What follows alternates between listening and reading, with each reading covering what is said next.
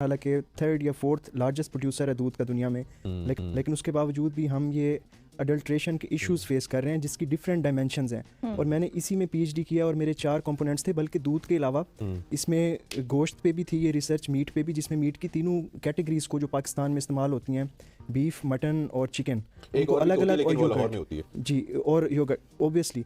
तो ये अडल्ट्रेशन जो है डिफरेंट। अब मेरा स्पेसिफिकली काम था एंटीबायोटिक्स की जो रेजिड्यूज आ रहे होते हैं, यानी जो एनिमल्स में इस्तेमाल हो रही हैं और वो फिर ह्यूमन बीइंग्स में आती हैं। तो इसमें यह है कि एक इस वक्त कंटेम्प्रेरी बड़ा इमर्जिंग फिनोमेना है पूरी दुनिया में, जिसे वन हेल्थ कहते हैं। वन हेल्थ का फिनोमेना, इस रिसर्च में भी एक सर्वे था, 1000 लोगों से कलेक्ट किया गया, जिसमें से 30% तकरीबन लोग जो है वो 29.8% वो जानते ही नहीं थे कि जो है वन हेल्थ भी कोई चीज़ होती है। तो वन हेल्थ बेसिकली ये है कि safe animals, safe human beings, यानी जो उनसे फूड आ रही है फिर वो सेफ होगी।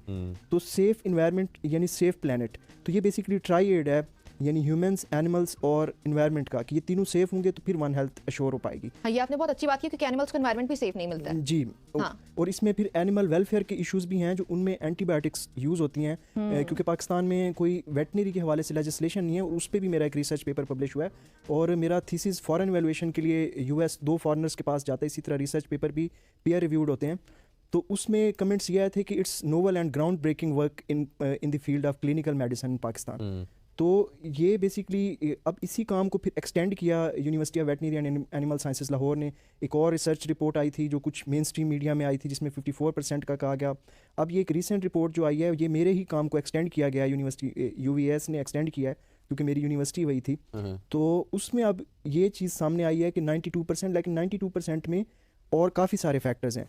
जो मैंने स्पेसिफिकली जो मिल्क के हवाले से किए, उसमें 1000 सैम्पल्स हमने लिए थे, और उसमें फिर उसकी 5 कैटेगरीज थी पूरे पाकिस्तान से।